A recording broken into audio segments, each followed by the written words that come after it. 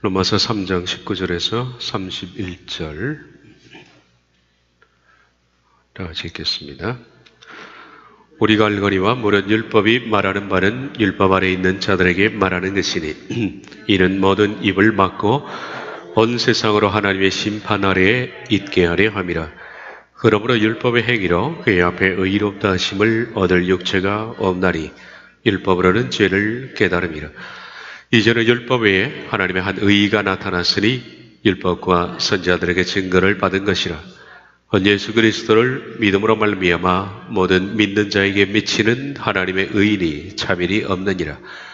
모든 사람이 죄를 범하였음에 하나님의 영광이 이르지 못하더니 그리스도 예수 안에 있는 속량으로 말미암아 하나님의 은혜로 값없이 의롭다 하심을 얻은 자 되었느니라.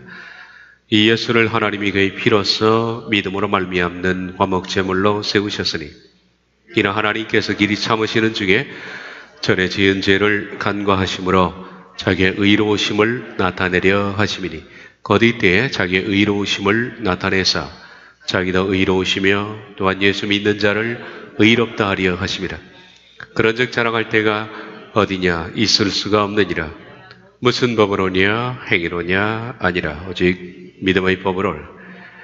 그러므로 사람이 의롭다 하심을 얻는 것은 율법의 행위에 있지 않고 믿음으로 되는 줄 우리가 인정하노라. 하나님은 다만 유대인의 하나님이시냐?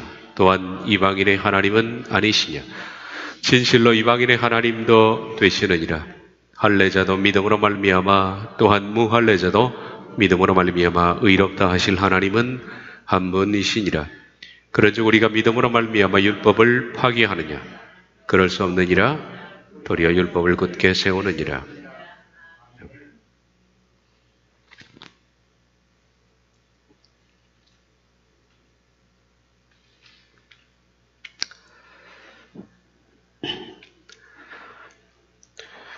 계속 이어지는 말씀이기 때문에 잠깐 더 반복을 해야 되겠습니다. 로마서 3장 19절부터 31절은 복음이란 무엇이냐 하는 것을 정의하는 어쩌면 로마서에서도 가장 중요한 핵심적인 말씀입니다. 복음이 무엇이냐? 이 말씀은 다음 시간에도 이어지겠습니다마는 내용은 세 가지로 구분되어 있다. 첫째는 율법의 소극적 기능, 두 번째 율법의 적극적 기능, 세 번째는 그렇다면 율법을 어떻게 해야 하는가? 첫 번째 율법의 소극적 기능. 율법은 이방인에게 아니라 유대인에게만 주신 하나님 법입니다. 율법은 하나님께서 그들에게 주신 목적은 그들 모두가 하나님의 심판 아래에 있다는 것을 알려주는 것이 목적입니다. 심판을 선언하는 심판 고지서다라는 겁니다. 두 번째, 율법의 적극적 기능은 그러므로 율법이 심판 아래에 있다는 것을 사람으로 하여금 깨닫게 하면 사람은 필시 살아나려고 한다. 죽었다 그러면 사는 방법을 생각하죠. 성경은 죽음에 대한 선언도 있지만은 율법입니다. 그 율법을 피해서 살아나는 방법도 있습니다. 그것이 복음입니다. 그래서 구약에는 율법과 복음이 함께 있다. 그러므로 죽었다라는 율법의 선언을 통해서 사람은 구약의 또 다른 측면, 살 방법을 찾게 되어 있습니다. 복음으로 자신을 인도하게 되어 있다. 그러므로 율법의 적극적 기능은 율법은 복음으로 인도하는 기능을 가지고 있다라는 거예요. 복음은 예수님께 인도하는 겁니다. 21절, 22절 이제는 율법 외에 하나님의 한 의의가 나타났으니 율법과 선지자들에게 증거를 받은 것이라. 곧 예수 그리스도를 믿음으로 말미암아 모든 믿는 자에게 미치는 하나님의 의인이 차별이 없느니라. 구약 성경에는 율법 외에 구약에서 증거를 받은 복음이 있다. 그 복음은 구약 속에 있는데 예수 그리스도를 믿음으로 말미암아 모든 믿는 자에게 미치는 하나님의 의다. 이 부분은 그리고 예수 그리스도의 믿음을 통한 하나님의 의는 모든 믿는 자들을 향하여 있다. 왜냐하면 차별이 있지 않기 때문이다. 그런데 이 부분에 있어서 예수 그리스도를 믿는 이라는 복음의 번역의 오류로 말미암아 예수 그리스도의 복음, 이 치열한 복음이 너무 쉬운 복음으로 변질되었다라고 말씀을 드렸습니다. 예수 그리스도를 믿는 믿음이 아니라 예수 그리스도의 믿음입니다.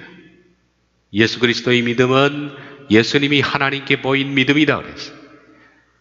이 세상 사는 동안에 예수님께서 아버지에게 보이신 그 믿음, 그것이 예수 그리스도의 믿음인데 그 예수님의 믿음이 이제는 믿는 자들을 향하여 있다.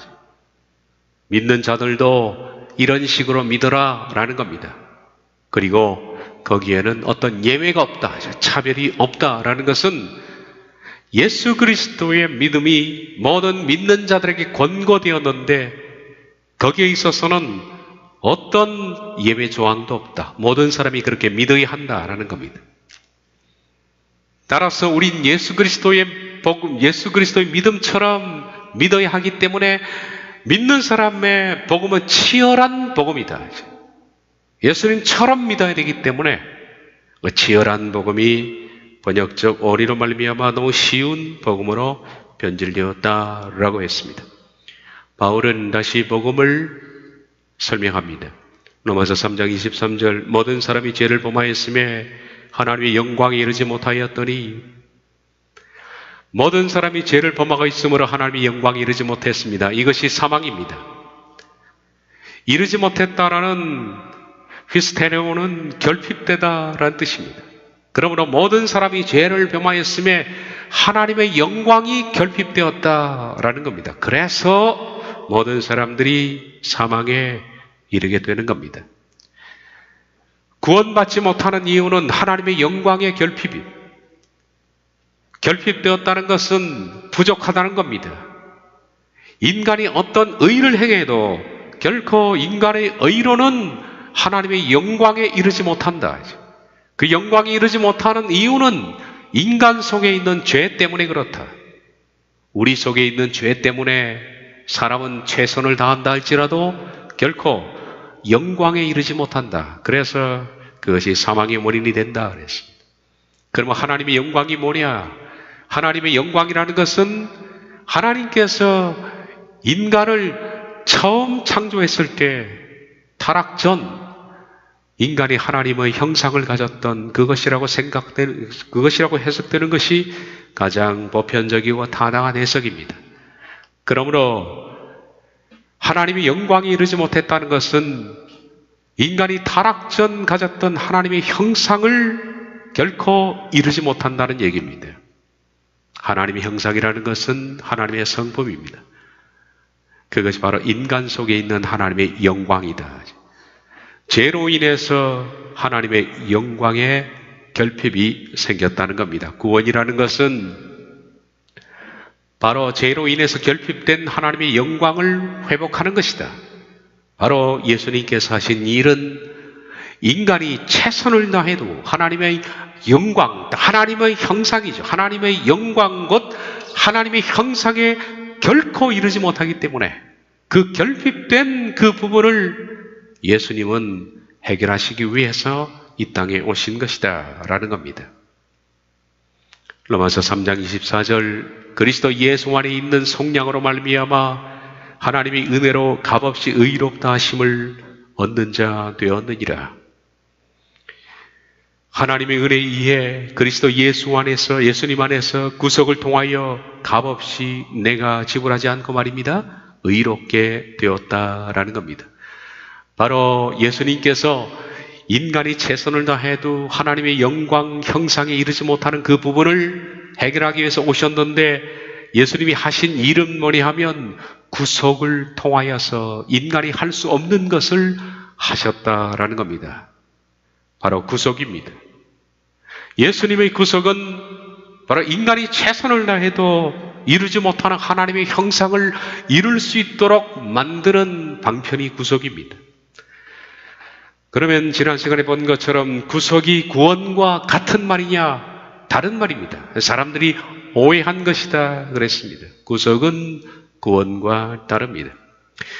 많은 사람들은 구속을 구원이라고 생각하기 때문에 구원에 있어서 사람이 할 것이 없다고 생각합니다. 왜냐하면 구속을 이루신 분은 예수님이기 때문에 예수님이 홀로 구속을 다 집행하셨는데 따라서 인간은 할 것이 없다라고 생각합니다. 그러나 구속은 구원이 아닙니다.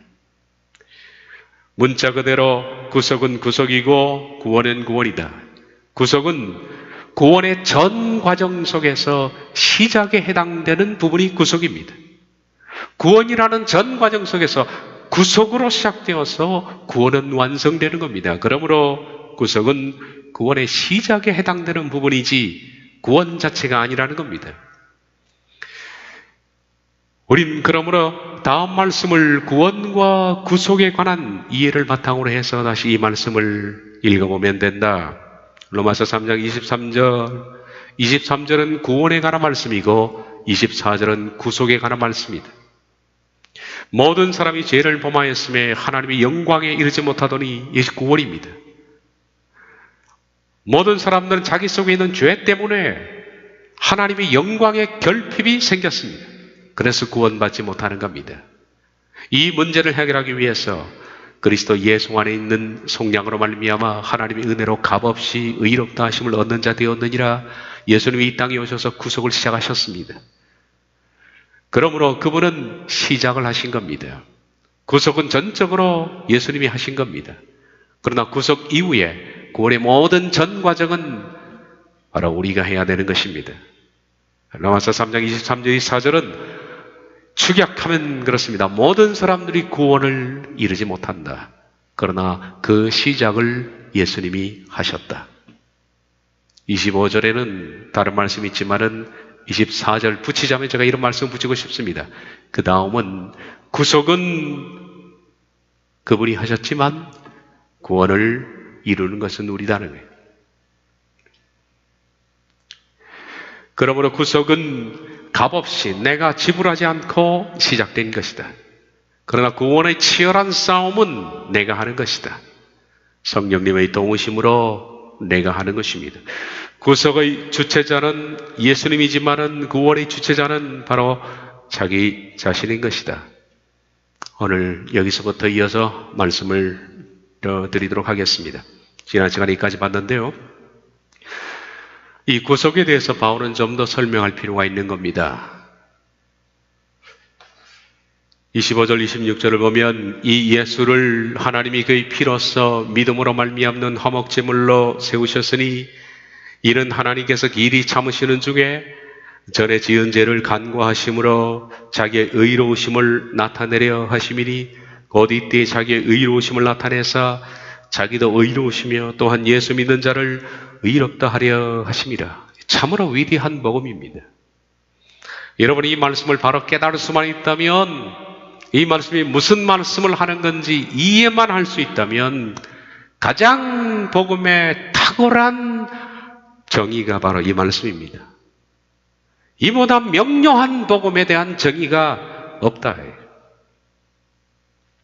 이 말씀을 좀 더 이해할 수 있도록 도와드리겠습니다.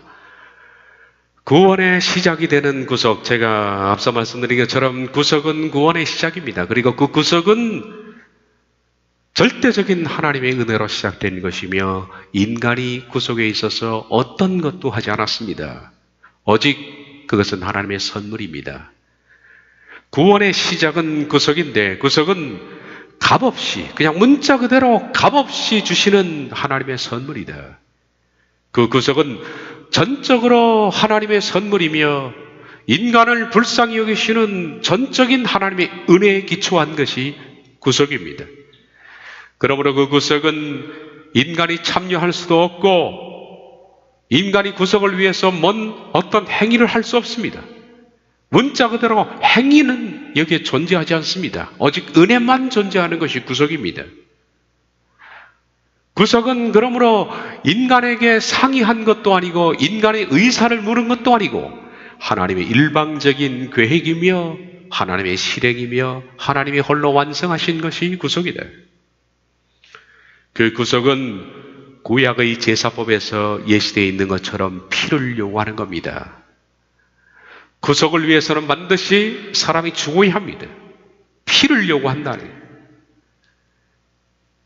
생명은 생명으로만 구속할 수 있기 때문에 구약의 법에 따르면 구속은 반드시 생명을 요구하게 돼 있다. 그래서 구약의 제사를 보면 동물들이 죽어나가는 겁니다. 그렇기 때문에 구속과 속죄는 의미상 같은 단어입니다. 그리스도께서 속죄하셨다라는 것은 구원을 시작하셨다는 의미입니다. 일방적으로 그분이 홀로 시작하셨다는 것인데 구속과 속죄는 의미상 같은 말입니다. 그래서 사람의 생명을 속죄하기 위해서는 그에 상관한 생명을 내놓아야 한다. 피를 내놓아야 한다라는 것이 율법적 정의입니다. 바로 그때 사람을 대신해서 이 사람을 살리기 위해서 대신해서 내어놓은 생명을 화목제물이라 그렇게 부르는 겁니다. 구약은 바로 그 화목제물을 끊임없이 제사를 통해서 예시하고 있는데 바로 그 화목제물이 예수님이셨다는 겁니다. 하나님께서는 동물로 이어지는 제사법을 이제 예수 그리스도를 통해서 완성하셨는데 다시 말하면 하나님은 화목제물로 예수님을 내세우셨다라고 로마서 3장 25절에서 말합니다. 이 예수를 하나님이 그의 피로써 믿음으로 말미암은 화목제물로 세우셨다라는 겁니다. 이것이 속죄입니다. 그리고 구속입니다. 그분이 홀로 시작하셨다는 겁니다. 그런데 화목제물이라는 이 번역은 좀 문제가 있어서 이 부분을 교정하고 가야 한다라는 겁니다. 화목제물로 번역된 히라스테리온이라는 단어는 속죄라는 단어입니다. 개역개정이 화목제물이라고 번역했지만은 화목제물과는 무관합니다. 이 단어는 속죄입니다. 이 속죄를 왜 화목제물로 번역했는지는 뒤에 심증이 가는 내용이 있습니다. 화목제물과 속죄는 의미상 일치하는 부분도 있습니다. 속죄라는 개념 속에 화목제물이 들어있기 때문입니다. 그러나 화목제물이 속죄를 다 대변하는 것은 아닙니다. 화목제물이라고 한 번역은 원래 원문에 이 속죄라는 의미를 크게 훼손하는 것은 아닙니다. 그러나 속죄의 의미를 다소 제한하고 축소시킨 것은 사실이다. 다시 말해서 화목제물이라는 이 단어가 속죄의 의미를 말해주기에는 불충분하다는 겁니다. 화목제물은 속죄를 위한 하나의 과정입니다. 속죄는 많은 과정이 있는데 그 많은 과정 속에 화목제물이 포함되어 있는 겁니다. 그러니까 속죄라는 과정 속에 있는 작은 일부분이 화목제물인데 이 속죄라는 단어를 그러므로 화목제물로 대체해서 번역하는 것은 번역적 오류다라는 겁니다. 속죄라는 단어는 다음 의미를 가지고 있습니다. 희생을 드리다, 그리고 하나님의 진노를 가라앉히다, 언약궤를 덮다, 속죄일에 피를 뿌리다, 하나 더 말하면 속죄소라는 단어가 속죄입니다. 이것이 신약의 히라스테리온이라는 단어입니다. 그러니까 속죄의 전 과정은 먼저 동물을 잡아서 동물을 죽여 희생을 드리는 겁니다. 동물의 희생을 보고 피를 뿌리면 하나님의 진노가 가라앉는 겁니다. 대제사장은 그 피를 가지고서 법궤가 있는 지성소로 들어갑니다. 법궤 위에는 속죄 소가 있죠. 법궤 뚜껑입니다. 법궤가 있고 법궤 뚜껑이 있는데 법궤 있고 뚜껑을 속죄소라 그럽니다. 속죄소가 없는 법궤는 의미가 없습니다. 그 속죄소는 법궤를 덮는 겁니다.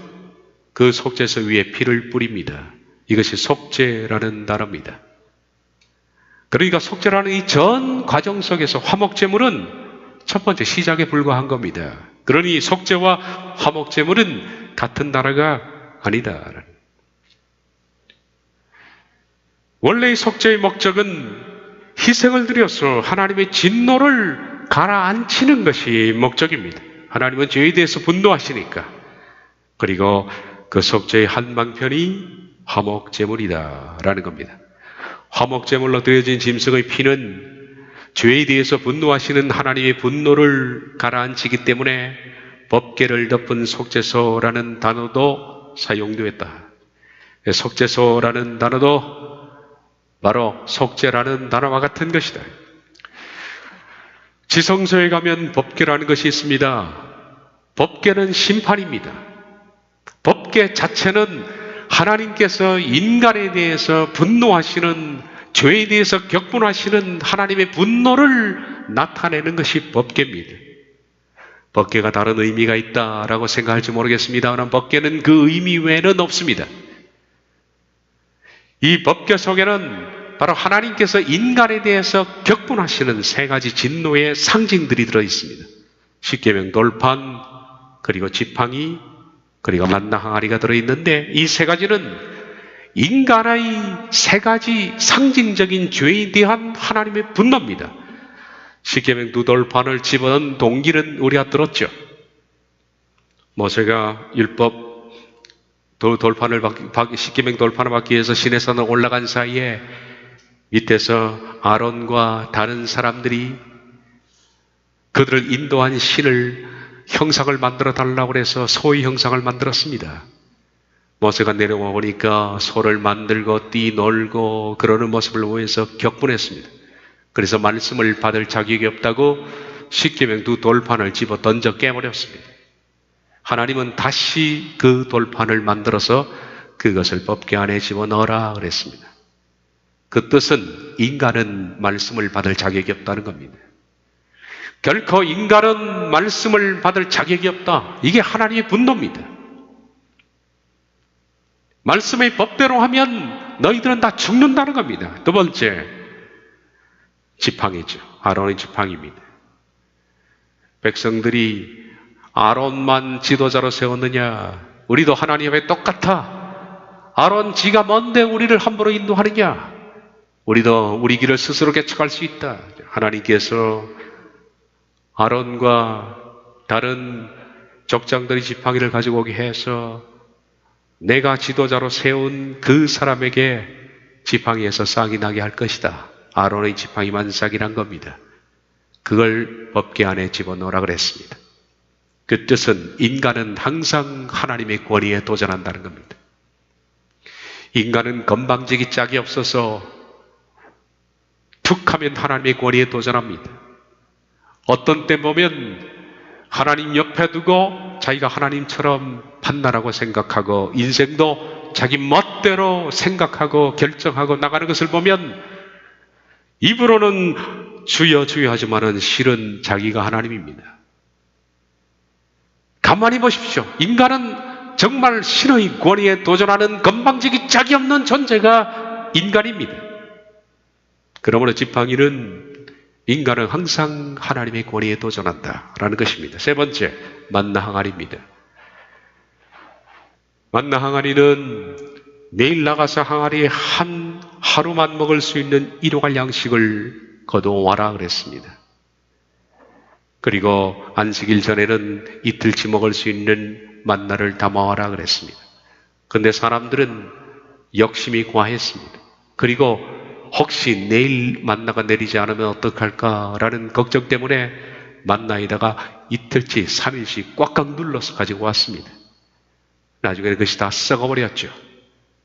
하나님께서는 분노하시면서 만나 항아리를 집어넣으라고 그랬습니다. 다시 말하면 너희들은 내가 너희를 먹이고 기르는 것을 믿지 않는다는 겁니다. 인간은 이빨 사이에 고개가 끼어 있음에도 내일 내가 뭘 먹지 하는 것을 염려합니다. 늙으면 어떻게 되지? 노후에는 어떻게 되지? 환란이 생기면 어떡하지? 라는 걱정과 염려를 하는 인간에 대해서 하나님은 격분하시는 겁니다.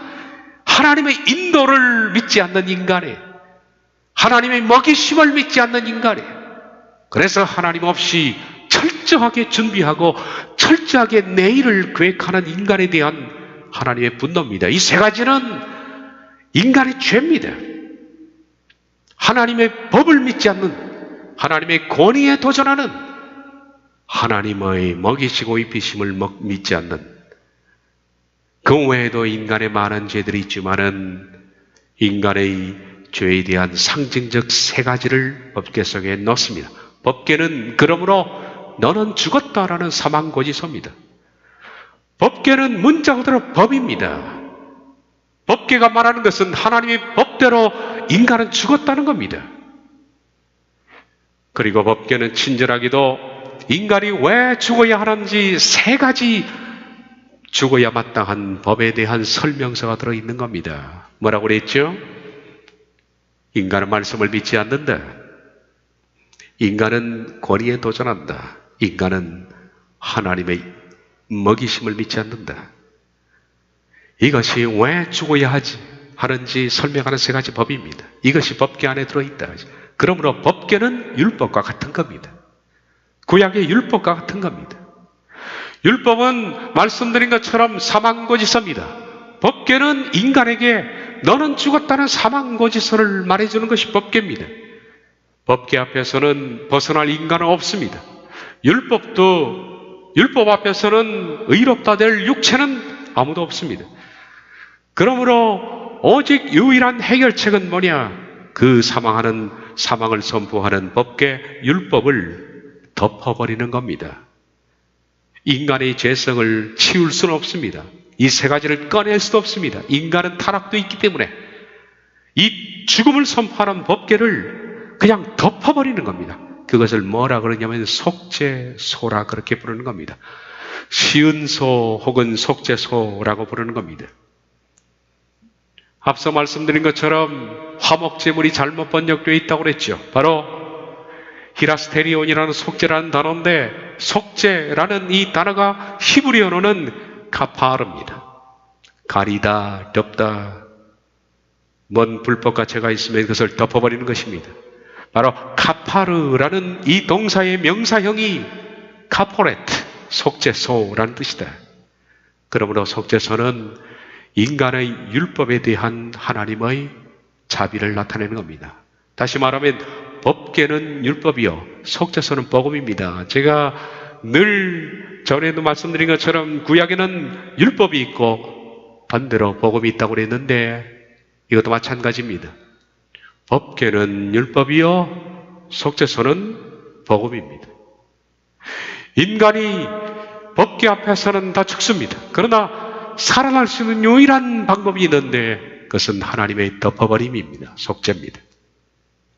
개역개정은 히라스테리온을 이 속죄를 화목제물로 번역하고 있는데 앞서 말씀드린 것처럼 그 번역은 크게 의미를 훼손한 것은 아니지만은 원래적 의미를 축소시킨 것입니다. 원래적 의미는 화목제물, 이 희생을 드리다라는 뜻도 포함하지만은 하나님의 진노를 가라앉히다, 그리고 속죄소의 피를 뿌리다, 언약궤를 덮다, 속죄소라는 의미를 가지고 있다라는 겁니다. 따라서 로마서 3장 25절에 개역개정 성경인 이 예수를 하나님이 그의 피로써 믿음으로 말미암은 화목제물로 세우셨으니를 어떻게 우리가 읽고 이해해야 되느냐면, 이 예수를 하나님이 그의 피로써 믿음으로 말미암은 속죄로 세우셨으니라고 읽고 이해해야 된다. 그리고 속죄에 대한 설명은 제가 했고, 그리고 속죄소에 대한 설명을 했습니다. 이 이해를 바탕으로 로마서 3장 25절을 읽어보시면,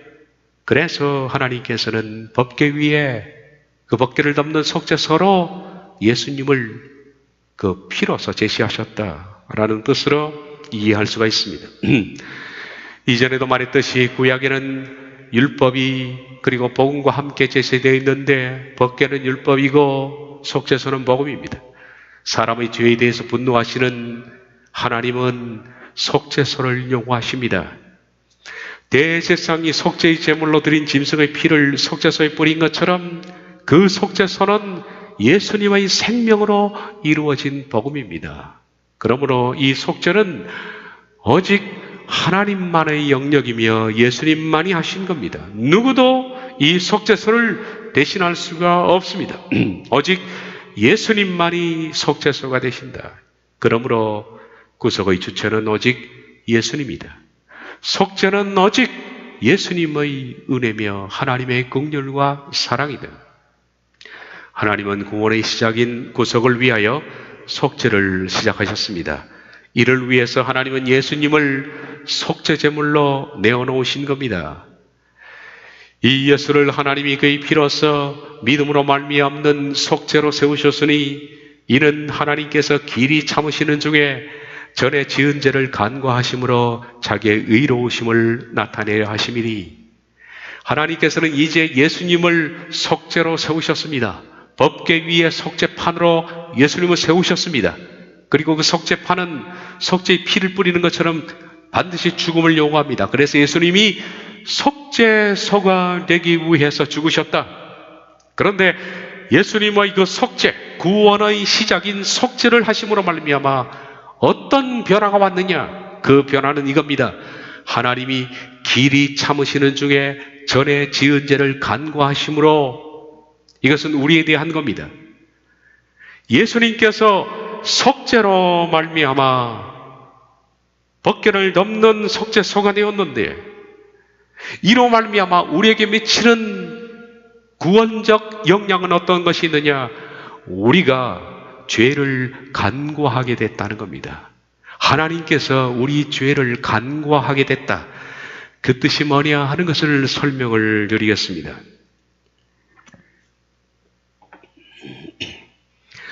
이 예수를 하나님이 그의 피로써 믿음으로 말미암는 속죄로 세우셨으니 이는 하나님께서 길이 참으시는 중에 전에 지은 죄를 간과하셨다. 하나님은 예수님의 피를 인간 속죄로 대신 받으시고 저와 여러분의 죄를 용서하신 것이 아니라 간과하기로 작정하셨습니다. 그것이 복음입니다. 완전히 죄가 없는 것으로 인정해 주는 것이 아니라 죄를 간과하기로 하신 겁니다. 간과라는 뜻, 파레시스는 곁으로 지나가도록 허용하다라는 뜻입니다. 옆으로 지나가는 것을 허용한 겁니다. 원래는 인간이 곁으로 지나갈 수도 없습니다. 죄인은. 하나님의 분노 때문에 죽게 돼 있죠. 법궤가 어떤 것입니까? 인간의 죄를 상징하는 세 가지 하나님의 분노가 들어있습니다. 그 곁을 어떻게 인간이 지나갑니까? 그래서 대제사장이라 하더라도 1년에 한 차례 완전한 속죄 제물을 드리고서 피를 뿌리고 들어가도 혹시 여지의 죄가 있으면 그 자리에 즉사하지 않습니까? 법궤를 통과하는 것은 어려운 겁니다. 그리고 어떤 인간도 지발로 걸어서 법궤를 통과할 수는 없습니다. 다 죽게 돼 있다. 그런데 하나님께서는 예수 그리스도의 속죄로 말미암아 인간이 그 곁을 지나가도록 허용을 하셨다라고 말합니다. 이것이 복음입니다. 속죄의 피로 인해서 죄인인 인간이 열러진 구원의 길을 걸어갈 수 있도록 허용하신 겁니다. 결코 죄인은 들어갈 수도 없는 지성소를 예수님의 피로서 그 휘장을 찢으심으로 구원의 길을 열어놓으셨는데 이제는 지성소를 통해서 하나님께 가는 구원의 길을 열어놓으셨습니다. 예수님 때문에 그렇습니다. 그래서 예수님은 길입니다. 내가 곧 길이요. 길이라는 것은 하나님과 인간 사이에 하나님께서 열어놓으신 길입니다. 그 길을 가는 것은 예수님의 몫이 아니라 예수님은 길을 놓으신 분이고 그 길을 걸어가는 것은 우리의 몫입니다. 예수님은 휘장을 찢으심으로 구원의 길을 열어놓으셨는데 그러므로 죄인인 우리가 감히 법궤가 있는 것을 지나 걸어서 하나님께 갈 수 있도록 간과 허용하셨다는 겁니다. 그 다음에는 인간의 몫입니다. 예수님이 십자가에서 속죄하신 것은 구원의 시작입니다.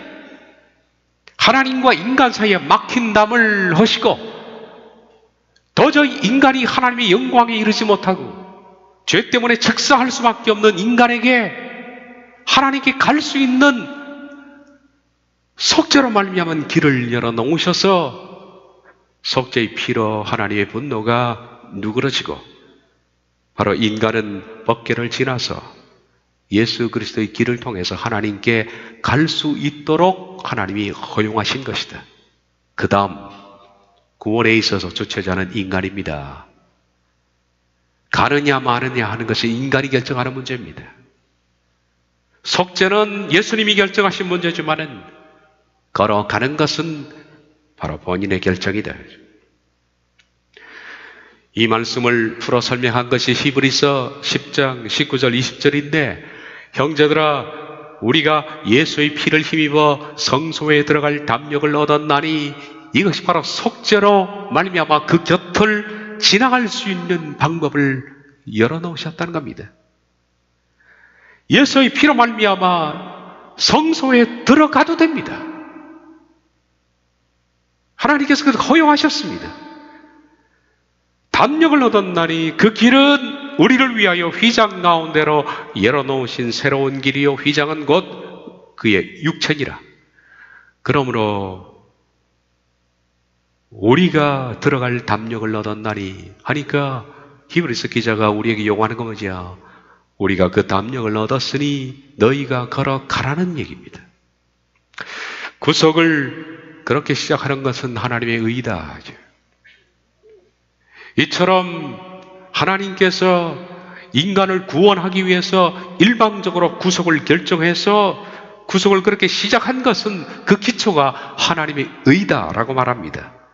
로마서 3장 25절 하반절에서 26절 이는 하나님께서 길이 참으시는 중에 전에 지은 죄를 간구하심으로 예수님의 속죄 때문에 하나님께서는 오래 참으시다가 이제는 사람이 그 곁을 통과해서 지나가도록 하셨다. 그렇게 하심으로 세 가지입니다. 자기의 의로우심을 나타내려 하시니, 자기의 의로우심이라는 것은 성부 하나님을 성부 하나님이 이렇게 하는 것, 다시 말하면 예수님이 속죄로 말미암아 인간이 열려진 길로 말미암아 통과해서 지나갈 수 있도록 허용하신 것은 첫째는 하나님 아버지의 의고, 두 번째 곧 이때 자기의 의로우심을 나타내서 자기도 의로우시고 여기 자기도 의로우시고 하는 것은 예수님의 의를 말하는 것 같습니다. 직역을 하면 그를 그렇게 되게 하시고 라는 뜻입니다. 이것이 어떻게 이렇게 번역됐는지는 저도 잘 모르겠습니다. 완전히 의역을 해놓은 것 같은데 다시 읽어보겠습니다. 곧 이때에 자기, 여기서 하나님의 의로우심을 나타내서 예수님도 의로우시고 그를 그렇게 되게 하시고, 여기 그는 예수님인 것 같습니다. 또한 예수 믿는 자를 의롭다 하려 하심이라. 세 가지 의가 나타납니다. 첫째는 구속을 그렇게 시작하신 것은 성부 하나님의 의다. 그리고 두 번째는 예수님의 의다. 세 번째는 믿는 자에게 의를 주려 합니다 라고 말합니다. 이와 같이 이 속죄로 하나님은 하나님과 예수님 그리고 예수님을 믿는 자들까지 의롭게 되게 하시려고 하셨습니다. 첫 번째, 하나님의 의입니다. 자기의 의로우심을 나타내려 하심이니, 왜 하나님께서는 아들 예수님을 속죄의 제물로 내놓으신 이걸 통해서 하나님의 의가 드러나느냐 하면, 의라는 것은 두 측면을 가지고 있습니다. 의롭다 하는 것은 첫째, 법대로 하는 겁니다. 공입니다. 법대로 정확하게 하는 겁니다. 그리고 두 번째, 법대로만 하는 것이 아니라 한편 반대편에는 자비와 긍휼이 나타나야 의입니다. 그러므로 의인이라는 것은 법대로 하는 동시에 자비와 긍휼이 같이 있는 것이 의입니다. 자비와 긍휼이 없는 의인은 의가 아닙니다. 반대로 자비와 긍휼만 있는, 공의가 없는 의인은 의도 아닙니다. 의인은 공의와 자비와 긍휼이 함께 있어야 하는 거죠. 그러므로 타락한 인간에게 하나님께서는 공의로 인간을 사망 선고를 내렸습니다. 그와 동시에 하나님의 자비가 나타나야만 의입니다. 그래서 예수님 보내셔서 속죄의 제물로 삼으셨는데, 그러므로 하나님께서는 인간에게 사망을 집행하시고 예수 그리스도로 말미암아 구원의 길을 열어놓으셨다면 하나님의 공의와 동시에 자비와 긍휼이 함께 나타납니다. 이것이 하나님의 의라는 겁니다. 타락한 인간에게 하나님은 예수님의 피로 구원을 향한 구속을 시작하심으로 자비와 긍휼을 보이셨다. 그것이 하나님의 의다. 다음으로 이 구속을 집행하신 예수님의 의입니다. 자기도 의로우시며 그를 그렇게 되게 하시며, 예수님 보는 것이 적합한데요, 예수님은 아버지의 명령에 따라서 십자가에서 죽기까지 복종하셨습니다. 그러므로 예수님의 십자가의 죽음과 부활은 예수님이 의롭다라는 것을 증명한 사건이었습니다. 그래서 두 번째 구속 사건은 예수님의 의를 증명하는 것이다. 세 번째, 마지막으로 믿는 자들을 의롭게 하려 하는 것이다.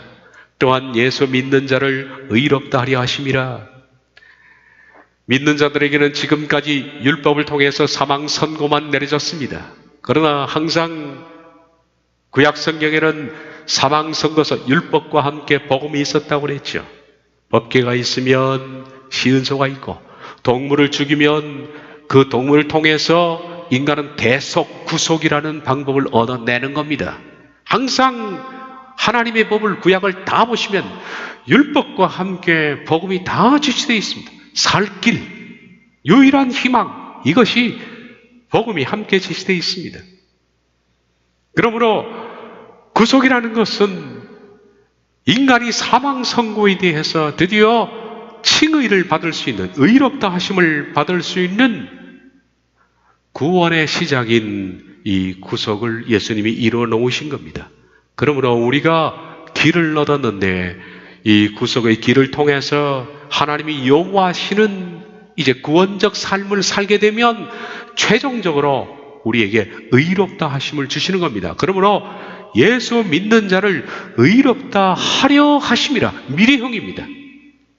예수 믿는 자를 의롭다 한 것이 아니라 앞으로 칭의, 의롭다 하실 것을 구속을 통해서 보여주신 겁니다. 그래서 믿는 자들은 최후로 의롭다함을 받는 겁니다. 그래서 칭의는 종말론적이다. 종말적인 칭의라는 것을 잊지 말아야 한다. 칼빈주의 신학에서는 칭의는 회심 다음에 옵니다. 칼빈주의의 구원의 서적은 그렇습니다. 첫 번째, 하나님이 부르신 것, 부르신 다음에 드디어 하늘로 향해서 눈을 뜨게 만드시는 중생. 중생 이전에 하나님이 소명하셨죠. 그를 불렀기 때문에 부른 사람은 어느 날 사고가 위를 향해서 터집니다. 중생입니다. 중생된 다음에 그는 깨닫고 회개하게 되어 있습니다. 회심.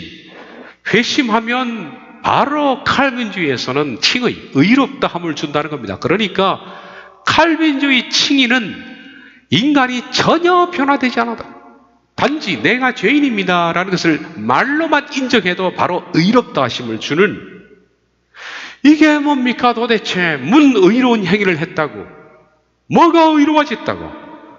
딱 하나 바뀐 것은 회심인데, 그 회심도 하나님께서 이미 소명은 하나님이 불러내신 겁니다. 하나님이 하신 겁니다. 하나님이 그를 불러내시고 눈을 뜨게 하셔서 그가 회심한 겁니다. 그러므로 회심의 주체는 하나님입니다. 하나님의 소명이 없이는 회심이 되지 않죠. 그러므로 회심은 소명에서 오는 결과인데, 회심하면 바로 의롭다, 칭의하면 바로 양자로 삼으시는 겁니다. 수양으로 양자로 삼으십니다. 너는 내 아들이다, 내 자녀다 라고 칭의 다음에 수양하시는 거예요. 수양한 사람은 이미 양자로 삼아놓고 성화, 거룩하게 만드는 겁니다. 세상이 말도 안 되는 일이 있느냐? 이미 자식으로 삼아놓은 다음에 거룩하게 만드는 성화, 그리고 그를 끝까지 버리지 않고 견인하십니다. 끝까지 견인하셔서 마침내 그로 하여금 생명의 면류관을 얻게 하는 영화의 상태에 이르게 한다. 이것이 칼빈주의 구원의 서적인데 정말 흠이한죠. 그런데 우리가 생각하는 구원의 서적은 다음과 같습니다. 예수 그리스도의 구속은 오직 하나님이 하신 겁니다. 인간이 할 수 있는 것은 없습니다. 그분이 길을 열어놓으셨습니다. 그분이 속죄소가 되셔서 인간의 죄를 덮어보는 말미암아 우리가 그 법궤 옆을 지나가도록 허용하셨습니다. 하나님과 우리 사이에 새롭고 산 길을 열어놓으셨습니다. 구속은 그분이 하신 겁니다. 구속한 다음에 우리가 어느 날 복음에 관심을 갖고 그리고 내 영이 열어지는 중생, 깨달음, 그런 다음에 내가 회심하는 겁니다. 아, 내가 죄인이구나 라고 해서 철저히 회심을 하게 되면 회심의 과정 통해서 그는 성화, 거룩하게 되어지는 겁니다.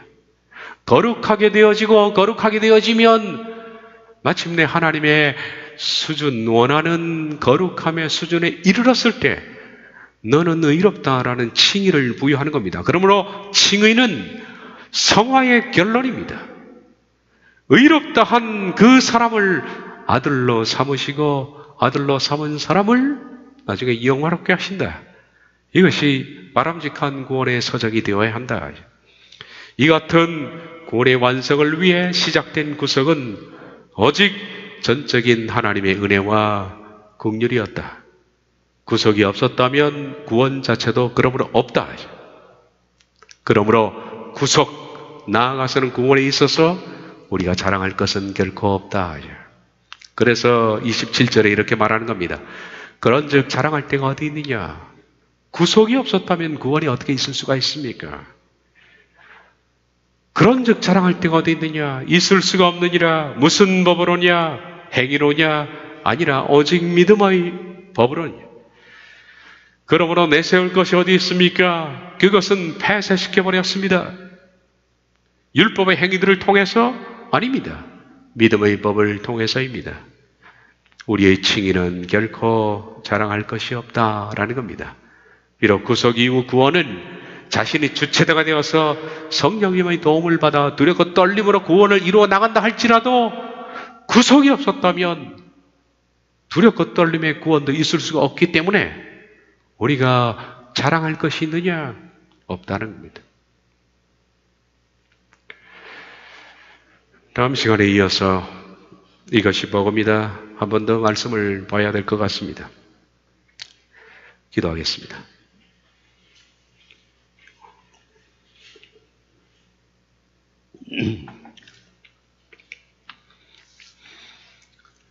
예수님의 구속으로 말미암아